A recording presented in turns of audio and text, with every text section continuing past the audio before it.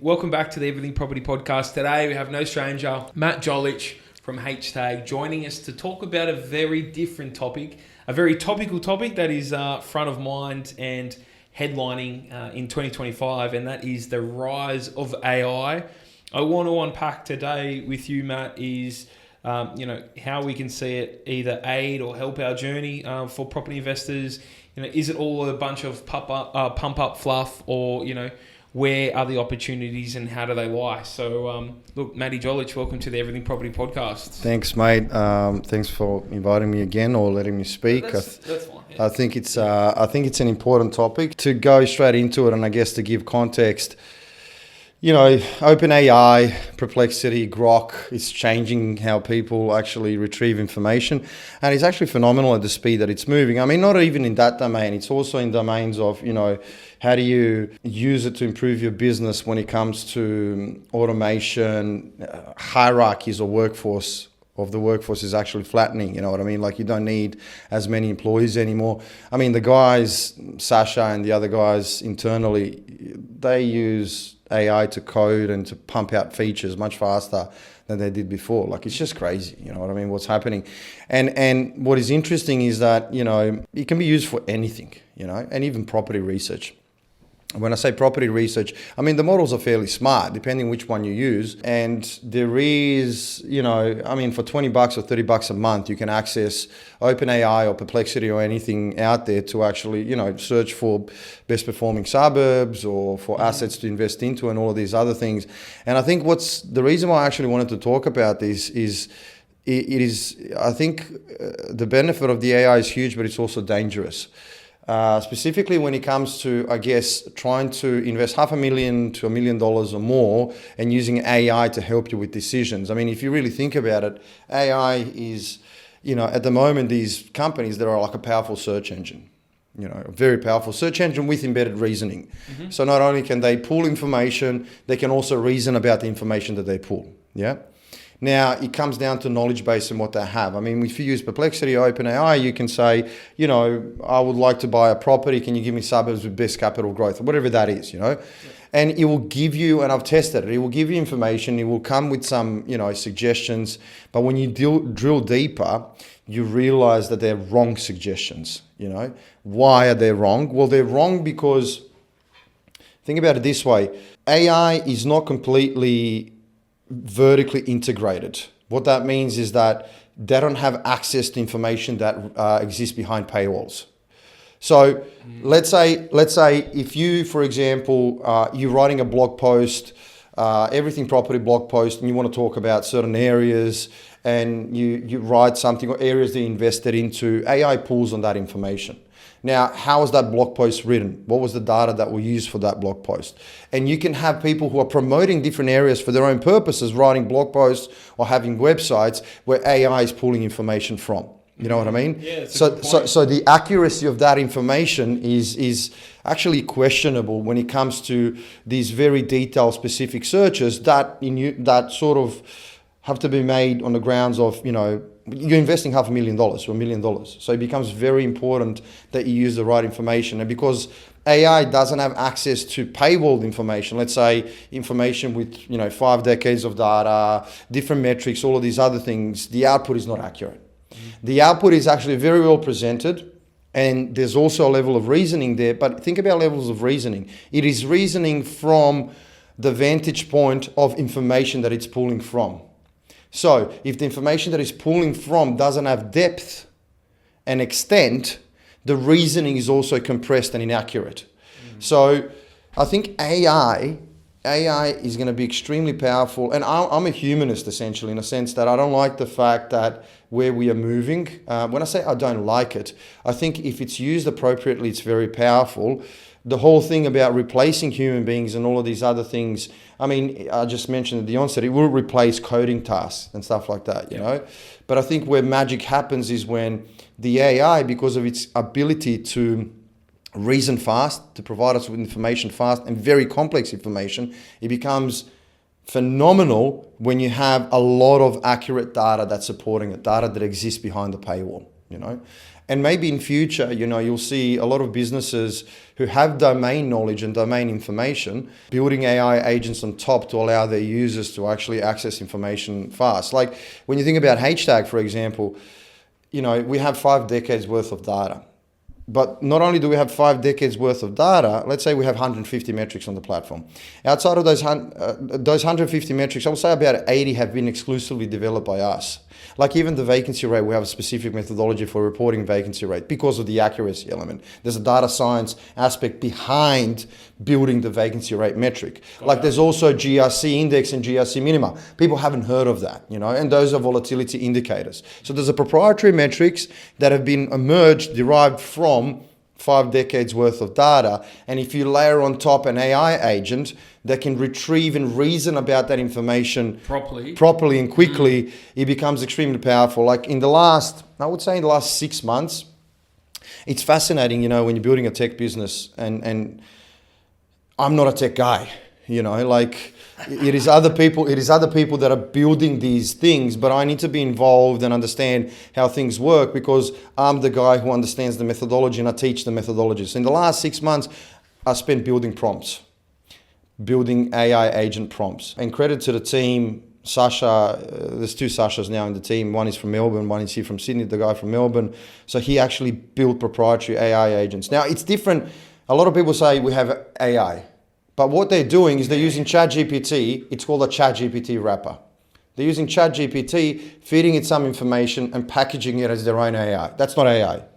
It is, but it's not their own AI. It's chalk and cheese. Yeah, exactly. So you need to build your own agents that speak to each other, a multi-agent architecture where you have an agent that first analyzes a brief, then you have an agent that analyzes historical information, then you have an agent that compares, and they all actually speak to each other to produce an output. And I've been last 6 months, I've spent building prompts, and prompts how does the agent reason? Because we're building new agents that are not ChatGPT, you need to also build reasoning for those agents so they can analyze. And that also includes data science. That also includes equations. That also includes like regression analysis, statistical methodologies, for the AI to know, okay, this is what I use in this instance. It's been very interesting and it's fascinating, but I think, as I said, where the space is moving, I think it needs to be said that it is very dangerous to use AI without the AI's embedded knowledge and data.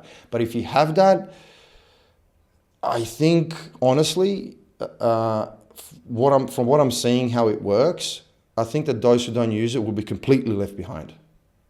Like it's not an overstatement. Just in everything in business. If you're let's say in real estate and if you're not, and this doesn't have to be HtAG, I'm just saying in general, the speed at which you can retrieve information and how you can explain things to your customers, it just completely reshapes your service. And I think if I was a buyer's agent now, for example, a professional, I would really rethink how that's integrated into my workflow and how I provide information to customers and how customers can access my reasoning, how I service them, how all of these things. Because how you now can service clients is just beyond belief, you know what I mean? Like how you can explain things, fast. Like I get emails from buyer's agents asking, and they send me like, okay, I want to send this to a client. I want to explain certain notions to them. Do you agree with this? And not only have they spent hours writing an email, but they need to check with me or they need to check with an external source. All of that gets eliminated. Not only does it get eliminated, but you can export things, send it to clients. You can even analyze the information from a personal perspective, from a client portfolio stand. Think about this. An AI agent can know what your client wants, what their goals are, and analyze 5 decades of data with respect to exactly what they want.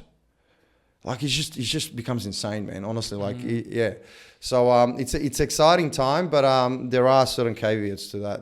Absolutely.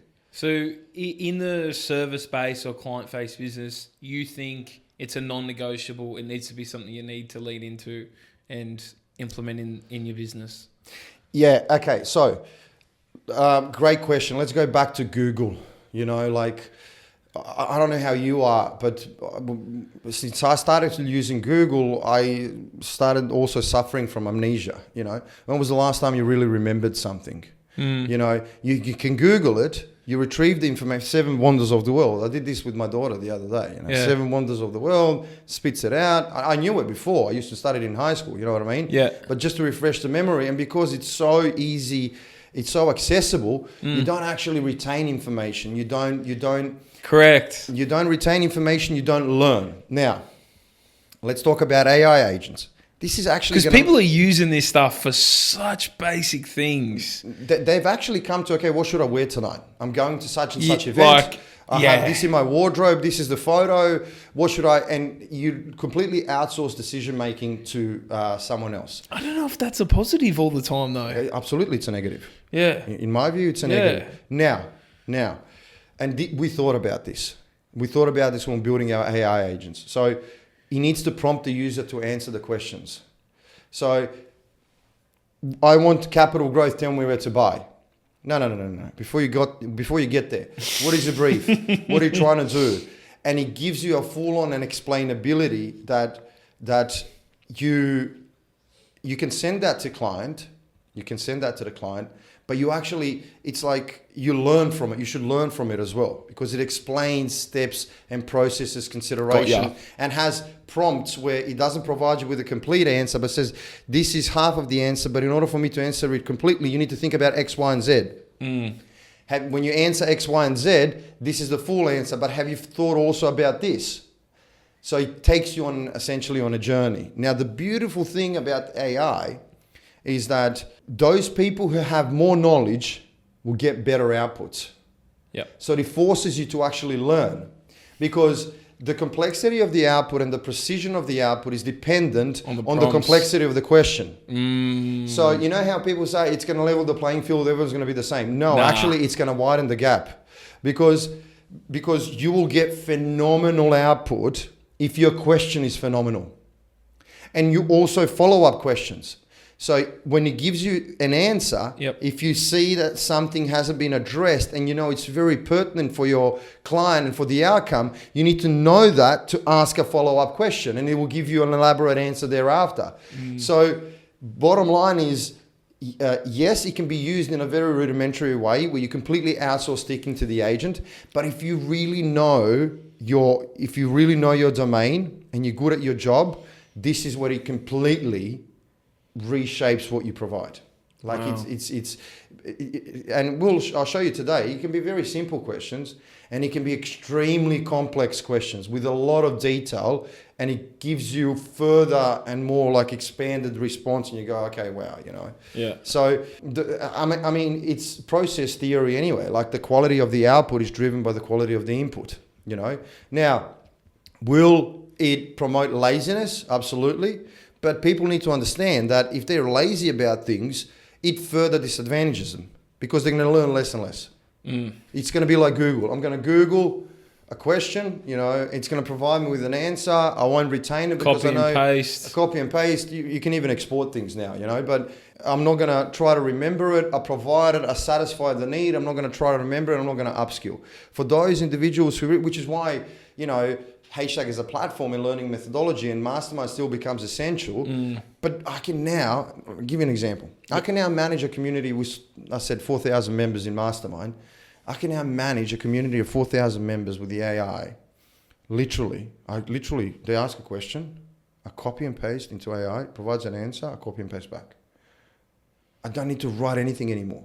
Now, the answers that are provided, it's anything that I've spoken about and written. And by the way, the APIs from Circle are integrated with the AI as well. So it's not just the data on the platform. It's not just my prompts. It's continuously evolving questions from the mastermind community and the answers from the community that are API access into. So, bro, it's crazy, you know? But you can manage, that's what I'm trying to say. So imagine if you're a buyer's agent and you want to create a system where you create a community for your clients, where you want to constantly touch base with them, constantly re-engage, provide them education, provide them content, provide them value, you know, value that's really deep. You can with one agent, you can manage 20,000 people, bro.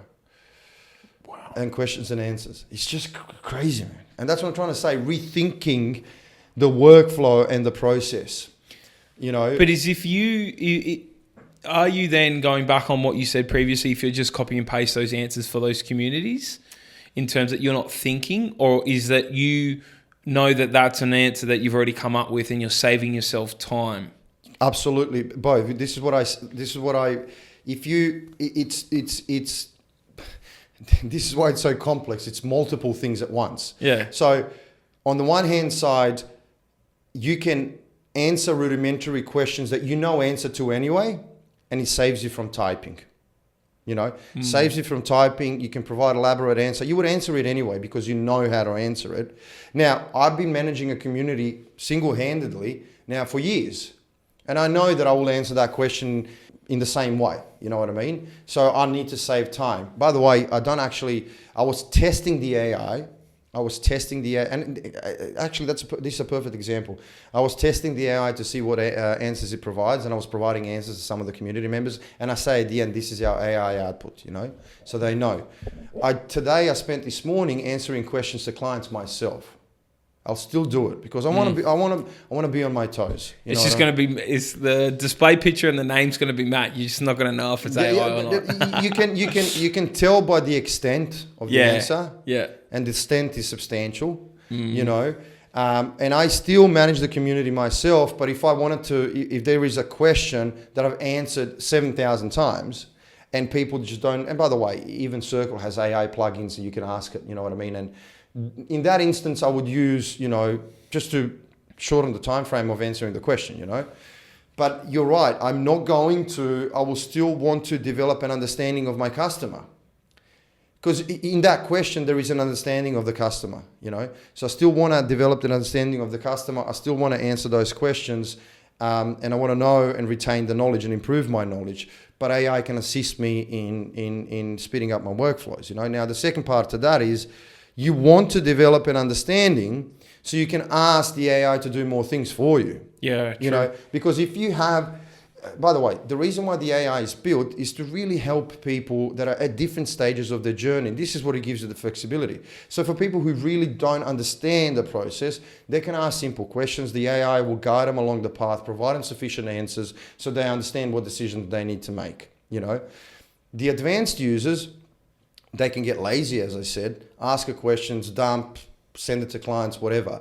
But you can get more out of the module and out of the agents if the complexity of your question increases. And in order for your complexity of your questions to increase, you need to increase your knowledge base. And I did a post on LinkedIn. I said, people think that, you know, as I said, AI will level the playing field, or, you know, it would actually make you dumber if you don't use it appropriately. And the danger, I think, with it is that people are thinking, I'm going to put everything, it's my brain, it's going to do and reply to everything, and it's going to take away my time and my thinking. But as you said, I think that's reverting people, and people are going to go the other way because they haven't retained any of that information. They're not learning more. They're learning less. They're putting less time and effort into it. It's funny. It won't level the playing field, but it'll make it very different. It'll make it very different. Correct. It's going to be exponential difference, you know. So, as I said, like if you're a guy who really wants to know his stuff, and you're improving your knowledge, the AI can speed up things phenomenally, bro. Like the AI can speed up things phenomenally, and then you can also use it to address the low-hanging fruit that you know you can answer, but you need to just increase speed. Yeah, you know? okay. But even the retrieval of information, like you need information from multiple sources. Descriptions, listings, whether imagine the computing element of a client gives you a brief that's very specific, and they need, you know, distance to a certain thing, and they need room sizes, or they need, like, you know, you can get extremely detailed. For you to part and parcel the information from everywhere else is going to take huge amounts of time. Yeah, okay. So even that, the access to information is going to be completely, which is why I said at the onset, for people who don't use it, their operating cost unnecessarily will be high. Simple as that. And which means they're going to be left behind. If you take longer to do things that you could automate, That's one thing, you're going to be It will left compound behind. over time. Yeah. It will compound over that. The second thing is, if you don't provide a better service than someone else, you'll be left behind. Yep. And this will help you provide completely a better service, because the thing is, like, let's say, the cohort for people who are doing courses, let's say, you know what I mean? And you need to help them and answer these things, you know what I mean? They can train on that. You can give them questions on that. They can use it. You can combine it together. Teach them how to think and how. Now you know what's going to be. Now it's going to be prompt engineering. How do you teach a person to think, to ask the right question? Yeah, true. So that's going to be the main thing. How do you? People won't. If you don't have the knowledge, you don't know how to ask the right question. So you'll be teaching people how to ask the right question, which is why you still need to teach people, to do certain things. And once you teach them, it will expedite their subsequent process. It's true. It's just, it's crazy. But as I said, I think at the onset, using agents that don't have the domain knowledge is dangerous. It doesn't give you the right information. Now, you will have people who pay $20 for a subscription and want to use it. But I know the cohort. I know that they want accuracy. How do I get there? Explain to me, what did you draw? And by the way, you can ask the AI, how did you make the decision? What are the metrics that you made a decision on? Which means that if they don't have the education to understand what the AI outputs is actually adequate or correct, they will take it on face value. Like, do you know what I mean? Yep. Let's say what you teach in your course, people need to understand the elements of that course in order to understand that the output that the AI is making is actually correct. And if it's not correct, they need to ask a subsequent question but you know what I mean? Yep. So you're teaching people how to think. And once they know, bro. Game changer. Yeah, completely, man. Well, let's run through a little bit about what you guys are building and what you guys are working on, because I think one thing I always like is, HtAG's always looking to evolve, is not just sitting on a dinosaur software and that needs to be updated. There's always that, like, how can we improve? What tools can we add on and all that kind of stuff. So I'm keen to learn a little bit more around what it is you're building, how you're building it, what it looks like, and yeah, sure, thanks. And that sort of stuff. Yeah, so we've spent, I would say, the last year we got on board a CTO, a new person working, shareholder as well. His name is Sasha. Shout out to him. He lives in Melbourne, and he is the AI expert. We realized that we need to, the way the environment is moving and how fast everything is moving, we, as you said, like, we constantly want to improve. And we realized that that's a very important aspect of the evolution of our business. So, he was kind enough to join us. And we've been building, I would say, in the last year. It's like a multiple agent hierarchy infrastructure. Currently, we're going, as you see on the screen, we're going through a testing beta phase environment. So I think we have 40 users who are testing the AI, and they're providing, obviously, feedback in the widget format here. It will be 1 week essentially testing. I think it finalizes within the next 2 days. And after that, we'll be literally incorporating all of the feedback and then releasing it to the general public. And it's going to be a constant evolution. I think our backlog for the AI is just crazy, man. Because everything becomes actually possible now. So, as I said, we are in the beta testing phase, should come out within the next 2 days. It will probably take us maybe 2 or 3 weeks, because I was reading the feedback that was given by customers. It's actually very good. Some very good ideas there. So once we integrate that, it's going to be available to general public. And now I was at the REBA conference last week, and I'll show you the product now, but I was at the REBA conference last week, and most of the individuals there at REBA, they're not borderless buyers agents. Essentially, people who've been in the industry for a long time, they specialize in a particular area, and they're buying those areas. And some people, really, who are sort of the founders of the industry, I would say, And it's interesting, I was speaking to an audience. I don't think it was really an individual who uses HtAG there, because HtAG helps borderless buyers agents. People who live in Sydney and they buy in, because you have all the metrics. Now, and I spoke to an individual who's very well known. I won't say her name. Was sort of, I remember when we started speaking, she was apprehensive about the whole data space. Not apprehensive because the belief was that it eliminates the rigor that's essential to understand an area. We started chatting and she started realizing what we were doing. And I even sent her the video for the AI. And she's like, this is amazing because now you can actually service in a much better way owner-occupiers within a particular domain.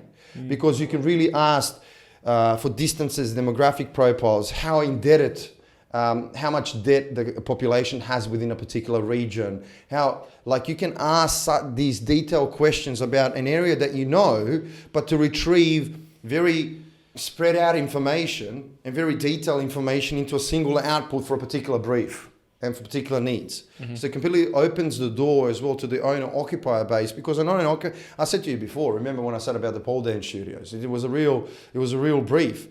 Imagine a person who says, listen, I want to buy within this region, but I want to have proximity to a school, to this, I want this, I want that, give me this, boom, and it will tell you where to buy, you know. The reason why I said it is because now, I guess, all of the improvements actually really assist. There's no more, it assists every cohort. Yep. It assists the and that'd be very valuable for owner-occ because, exactly. Me, myself, I like a gym that's within walking distance of where I live so I don't have to get in the car and drive, especially if I'm starting at 6 a.m. in the morning.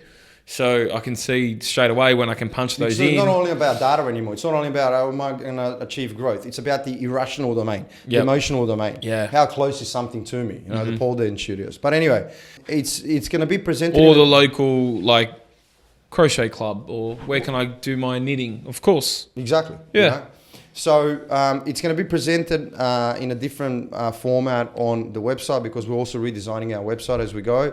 Essentially, it's a widget now. You can expand it. Again, it's an iframe. It's going to be different.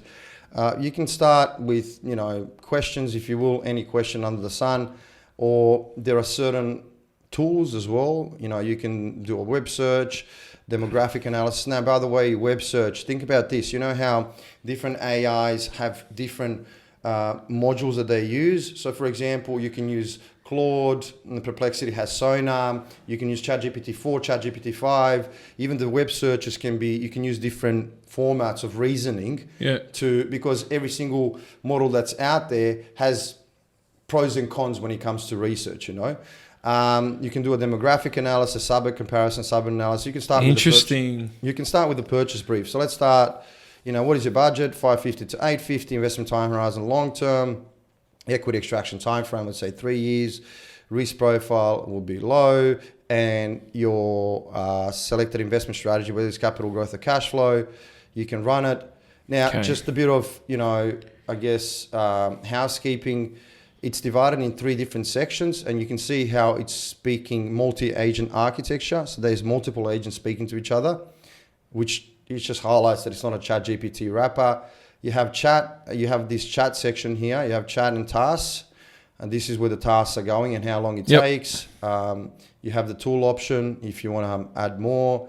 Now you have findings and data insights. Findings will be an elaborated response from the chat. Chat will be a summary output, and then you have findings. Like, for example, so see how it educates the user. It tells you align filters, level 1 metrics prioritized. It's sort of in line with our methodology. And all right, let's see the ranked shortlist of high confidence suburbs. So you have, Brinsmead, Jura, Golden Square, Bayview Heights, that fit this Mount brief. Sheridan, you go. Then the next steps, essentially, so you have data insights. You can open that up. And you can see all of the suburbs. Now, in this, it was just a short list, essentially. When you open this up, it gives you all of the suburbs that essentially, you can go to the website and check them out. So everything that meets your brief. But see, the beauty about this is that it restates the problem. It restates the strategy. It gives you the filters as well as explanation on the filters. Why is this important? So the user actually learns as they go ahead. You know what I mean? So they understand why socioeconomics important. Next steps, please select 1 or 2 suburbs from the shortlist. We'll run a deep dive suburb analysis, summary, etc., etc. Now you can say, okay, no problem. Okay, can you please compare Djolic to the range. So this would now go into a suburb comparison module. It will compare the two suburbs. These are very simple questions, by the way. Yeah. Extremely simple. Now, as you said before, over here, just housekeeping, this is the chat, findings, data insights. You can expand everything, compress. On the search results here, you will have a PDF output, a comparison report that you can send to someone. You can even download this, if you will, in docs and PDF format, and you can send it across. So see how it's speaking to the suburb comparison module. Yep. And now you'll see the suburb comparison. Like you'll see, and by the way, I started with a brief. You can start with a very simple question like, I have 650K to spend, where do I buy? And then it will prompt you to say, have you considered your brief first? These are the 5 questions that you need to answer. You can say, okay, I can answer it, or no, just tell me what is the best for X, Y, Z. And it will sort of guide you and coach you along the way when it comes to the output as well. But these are simple questions. I'll show you extremely complex questions, and I have some ready where, you know, it does the calculation and analysis for you, and you know, like you can put in your entire portfolio, your costs, your expenses, and you can ask it, okay, my strategy is to generate as much capital growth as I can. Can you tell me which asset is lagging on the base of growth that's been achieved? Which one should I use to redeploy capital elsewhere, et cetera, et cetera.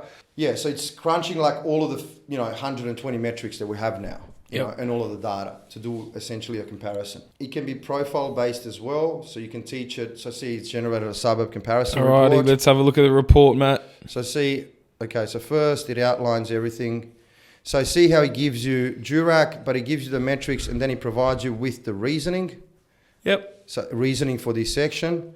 It gives you the range, it provides you with the reasoning, good to know. Quick stats, it gives you where it pulls information from. Good. So you have all of the links, risk, opportunities, infrastructure spending. Now, life and amenities. There's a lot of things here that are now embedded that is not actually present on the platform.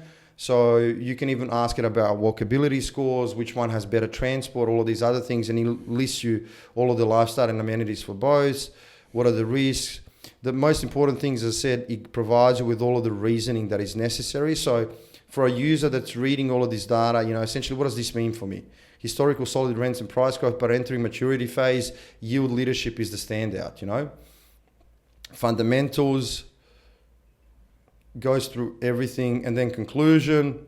You can download this in an Excel that you can send across. Investment strategies recommendation. So let's say let's talk about conclusion. Djolic, a low risk, high yield suburbs, particularly stable for investors seeking diverse for a lighter income and minimal environmental oversupply risk. Rest attractive for capital growth focused buyers. Now, we've spoken about Djolic.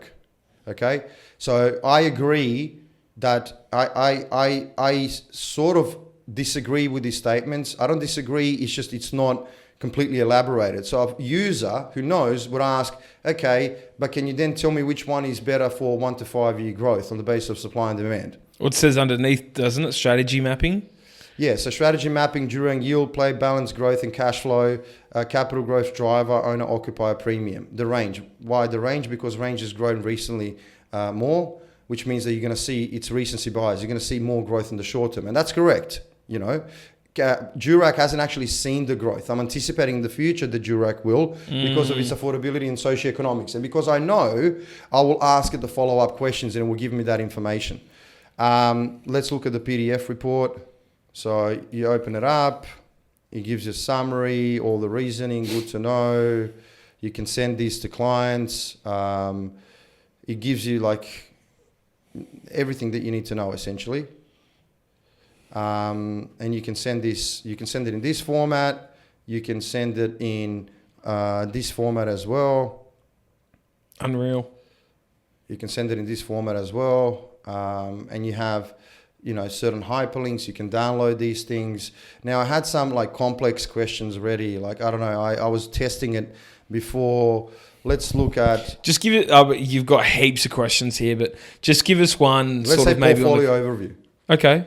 So portfolio overview, it has, as you can see, all of the expenses, annual expenses, everything, yeah? And he says, taking into consideration the strategy for each property and current market data, how well is each property positioned in line with the portfolio? Yeah. So you would copy and paste. Do look at the size of this question. It will go to analysis. It will go to core knowledge. So core knowledge is what I was been writing in the prompts for 6 months now. Plus, embedded calculations and everything.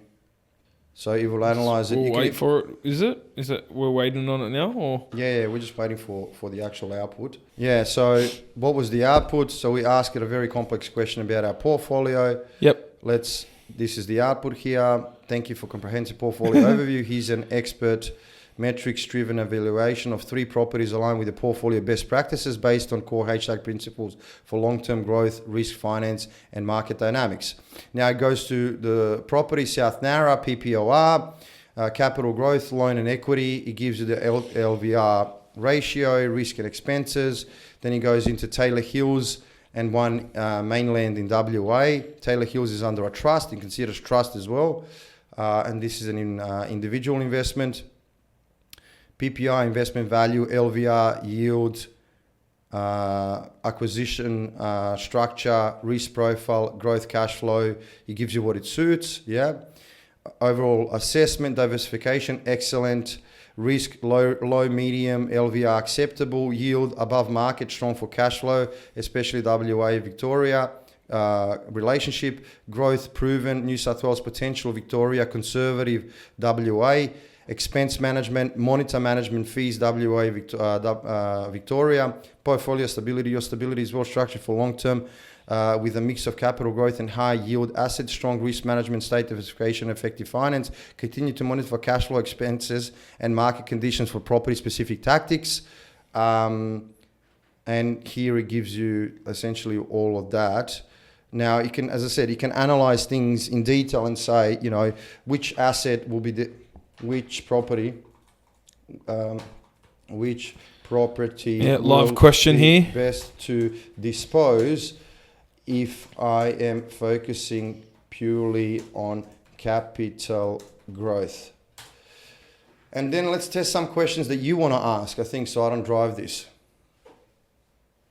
Do I want to ask? Yeah, let's test some questions that you want to ask. Let's first let this run. Now, we're integrating different languages as well, so you can have translations. Also here you go with expert, enhanced, and essential. So this is the different reasoning modules when I mentioned before, where you can have expert reasoning, where it goes really deep into reasoning. You can have enhanced or essential, basic. We're at basic now.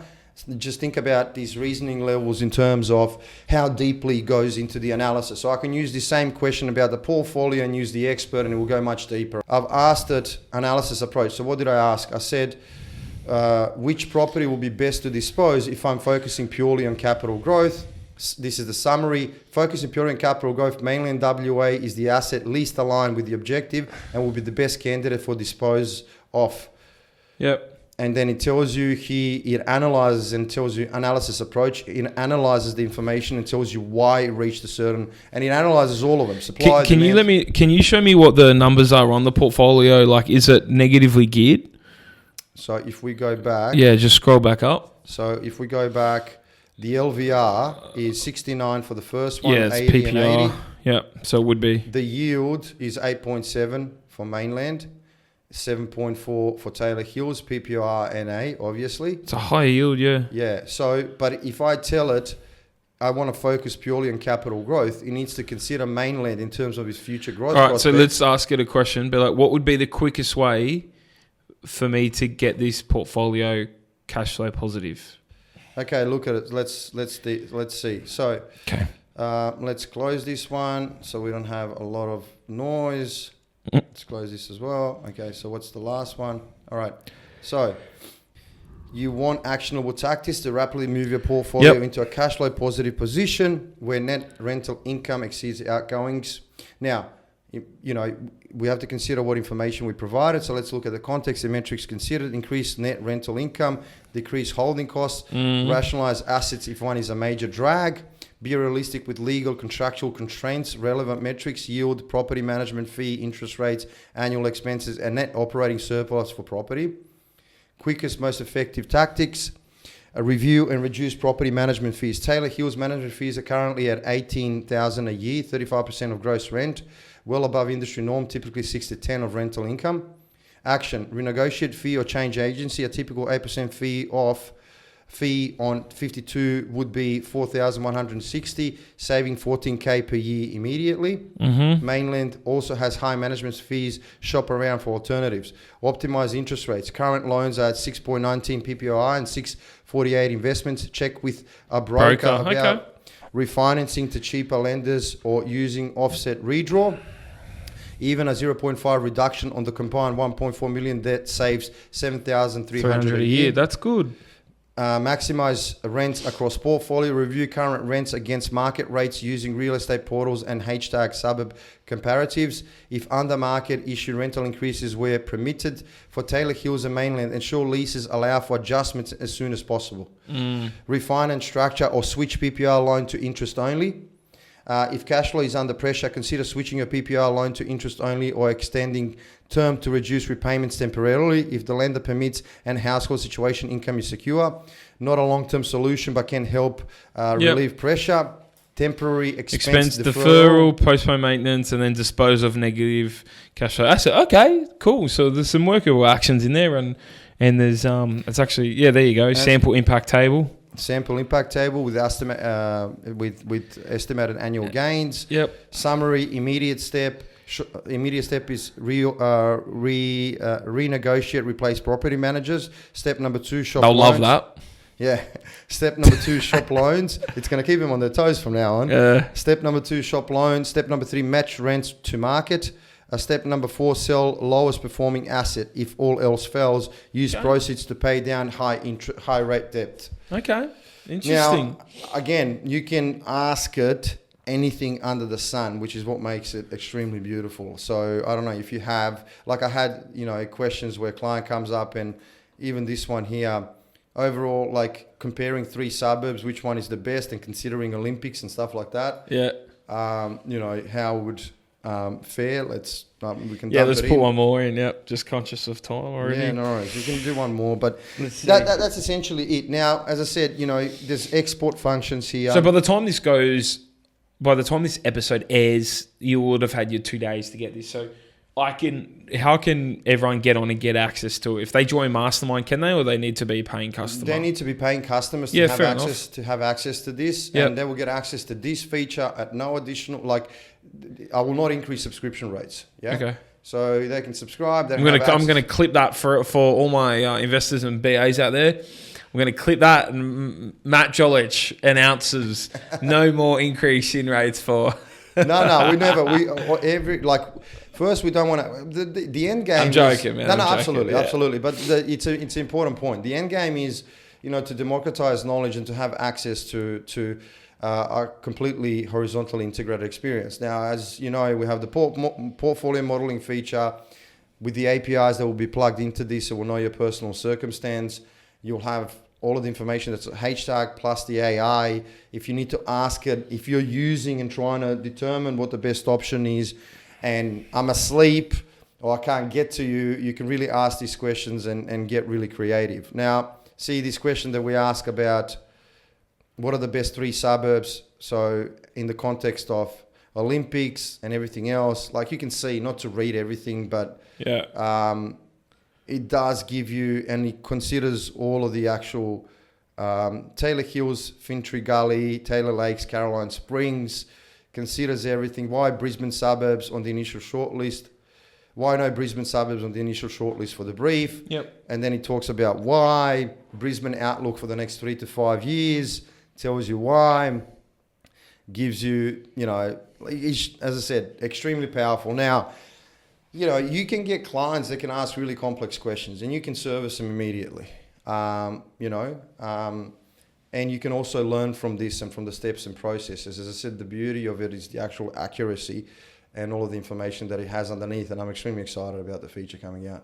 It's just exciting stuff, man. It's just exciting. Honestly, I'm just pumped.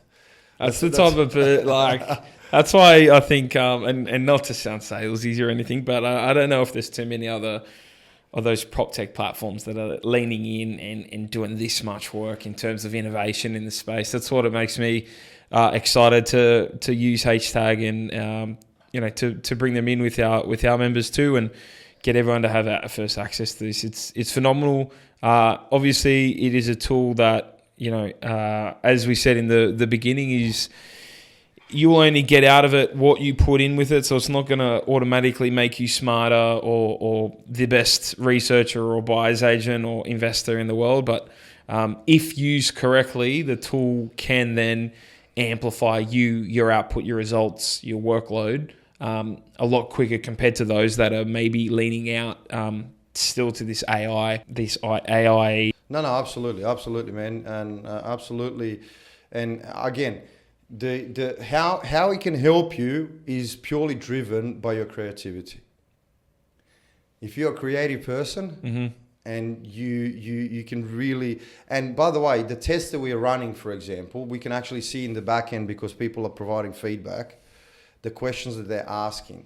For example, compose an email for me, and with all of these things, and send it here, do this, do all of these other stuff. Asking for proximity, DDs, due diligences, and all of that stuff. Like, it's just, as I said, if you're very creative, it's really going to help you. And I'm just really, really excited. I don't know if you can tell, but man, honestly, like, it's just crazy. Yeah, you got a funny way of showing it, Matt. But look, as always, we'll put a link in the description, and for those people that do want to get ahead and do want to add the tool to the belt, and to be able to leverage and get ahead of the wave and improve their services and be better for their clients and deliver a better experience, this is definitely something that you don't want to ignore. Otherwise, in a year, 2 years' time, we'll just have to do a "Told You So" episode and say, we sat down with Mat Djolic and we talked about this and we warned everyone. But yeah, it's coming soon, and even in beta version, it looks incredible, Matt. So once this thing is fully put together, it's like HtAG, man. It's just streamlined. It looks really good, and man, I can't wait to see it. So I really appreciate you taking the time to show us through it, and it's good to see someone not just reskinning ChatGPT and claiming that it's a whole brand new. We use AI in our business. And first, let me just say, really thank you for giving me the platform to talk about it. I really appreciate it.